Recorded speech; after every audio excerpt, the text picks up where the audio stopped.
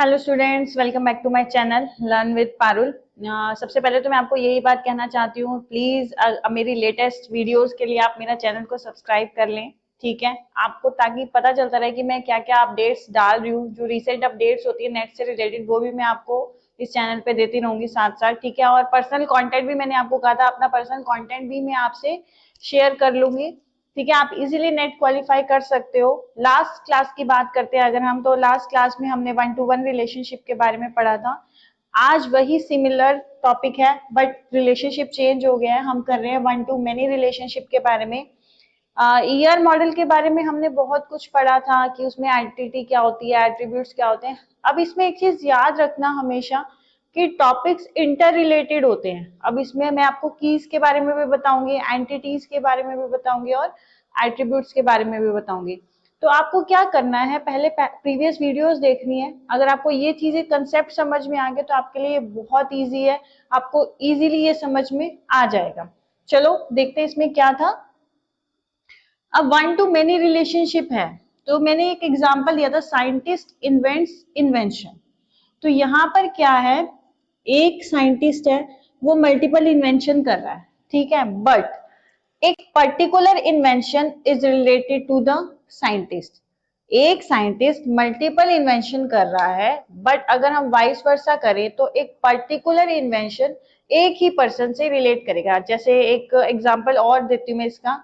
आप बहुत सारे कस्टमर हैं, ठीक है, एक कस्टमर ने बहुत सारे ऑर्डर्स दिए हैं। ठीक है, बट क्या करेंगे, वो पर्टिकुलर ऑर्डर, एक सिंगल ऑर्डर उसी कस्टमर पे बेस्ड होगा। सिमिलरली इसमें भी यही चीज होगी कि साइंटिस्ट तो बहुत सारे होंगे, वो मल्टीपल इन्वेंशन कर सकते हैं, बट एक सिंगल साइंटिस्ट होगा और उसने मल्टीपल इन्वेंशन कर दिया। अब मैं इसको टेबल की फॉर्म में आपको समझाती हूँ। साइंटिस्ट की मैं एक टेबल बना रही हूँ। सबसे पहले हमने साइंटिस्ट की कोई आईडी ले ली है। ठीक है, उसका नेम ले लेंगे हम, कोई प्लेस ले लेंगे, विच प्लेस कि कौन से प्लेस से वो बिलोंग करता है। ठीक है, मैंने सपोज ले लिया scientist number 1, scientist number 2, scientist number 3 and scientist number 4। नाम में कुछ भी ले लेती हूँ, ABCD। प्लेस भी कुछ भी ले लेती हूँ, XYZ, PQR, RST, UVW। ये प्लेस भी मैंने पर्टिकुलर ले ली। अब आपको क्या याद रखना है, सबसे पहली चीज तो एंटिटी। इस टेबल के लिए एंटिटी क्या होगी आपकी, साइंटिस्ट। और इस टेबल के एट्रीब्यूट्स क्या होंगे, SID, नेम एंड प्लेस। ये क्या होंगे, इसके एट्रीब्यूट्स होंगे। और इस टेबल की प्राइमरी की क्या होगी आपकी, SID। SID आपकी क्या होगी, प्राइमरी की होगी। अब 1-to-1 रिलेशनशिप भी देख लीजिए, उसमें मैंने ये सब डिफाइन किया हुआ है, यहाँ पे मैं आपको दोबारा डिफाइन कर रही हूँ।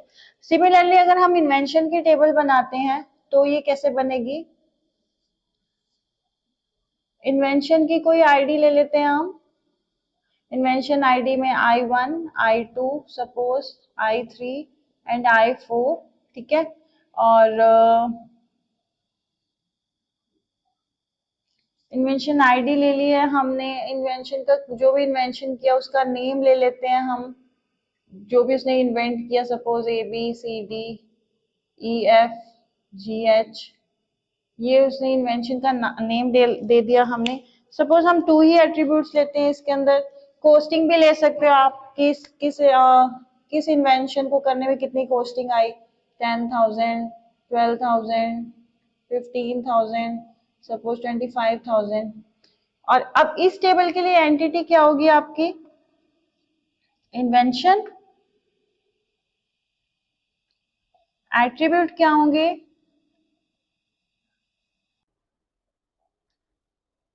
Invention ID, name and cost.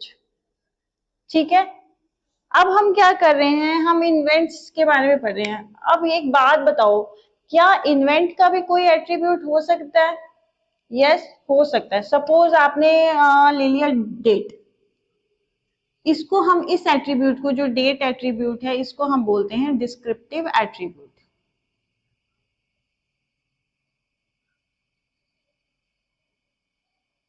ठीक है। अब इस टेबल के बारे में अगर हम एट्रीब्यूट बनाते हैं तो हम क्या लेते हैं, इधर की प्राइमरी की आप उठा लीजिए SID, सिमिलरली इधर की हमने उठा ली इन्वेंशन ID, एंड सपोज हमने ले लिया डेट।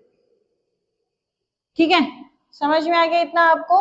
अब SID में सपोज मैंने लिया S1, ठीक है।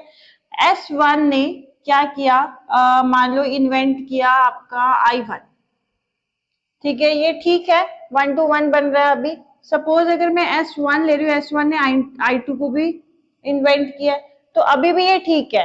आपके साइंटिस्ट कितने आ रहे हैं, सिंगल आ रहे हैं, और इन्वेंशन क्या आ रही है आपकी, मल्टीपल आ रही है, तो ये अभी भी करेक्ट है। सिमिलरली अगर मान लो हम S2 ले रहे हैं, उसने I1 इन्वेंट किया है, या फिर S2 ने I3 I4 ले लेते हैं, ठीक है, तो यहाँ पर भी ये ठीक है, एक ही साइंटिस्ट है और मल्टीपल इन्वेंशन वो कर रहा है। डेट आप कुछ भी डाल लीजिए, 2 नवंबर, जो भी आप डालना चाहते हैं वो आप डाल सकते हैं इसके अंदर, ठीक है। ये जो रिलेशनशिप है इसका, ये फॉर्म होगा टेबल की फॉर्म में ऐसे। बस आपको ये चीज याद रखनी है, जब भी हम रिलेशनशिप फॉर्म करते हैं तो दूसरी टेबल की हम इसमें क्या लेके आते हैं, प्राइमरी की लेके आते हैं। अब इस टेबल की प्राइमरी की क्या थी, SID, जो कि रेफर होके इसमें क्या बन गई है, फॉरेन की। तो SID यहाँ पे क्या कहलाएगी, आपकी फॉरेन की, और यहाँ पे क्या थी, आपकी प्राइमरी की थी।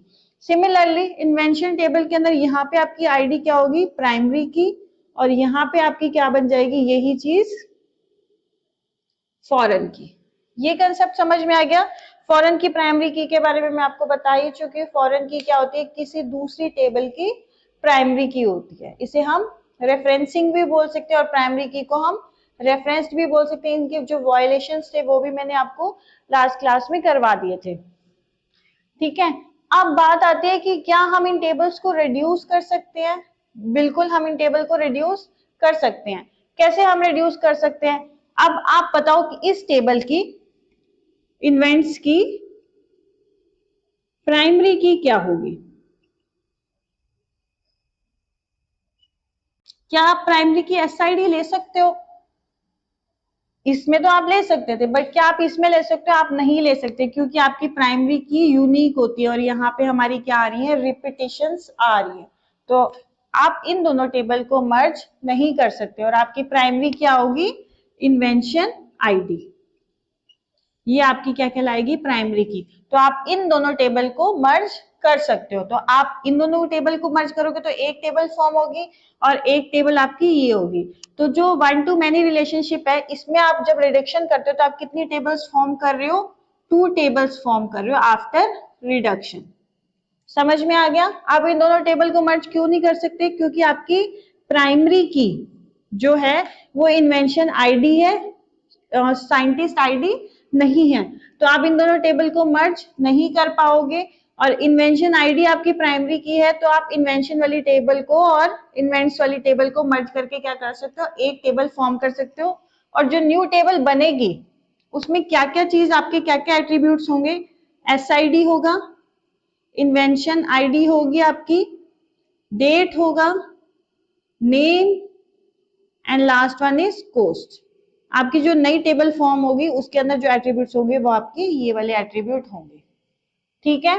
होपफुली आपको ये समझ में आ गया होगा अच्छे से। 1 to many रिलेशनशिप मैंने अपनी तरफ से पूरी कोशिश की है कि आपको समझ में आ जाए।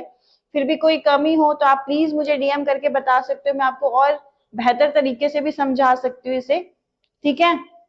और मेरी वीडियो अच्छी लग रही है तो please like my video and subscribe my channel. मेरे चैनल को सब्सक्राइब करना मत भूलिए, ठीक है। और नेक्स्ट क्लास के अंदर हम नेक्स्ट रिलेशनशिप के बारे में पढ़ेंगे। थैंक यू सो मच, आज के लिए इतना ही करते हैं।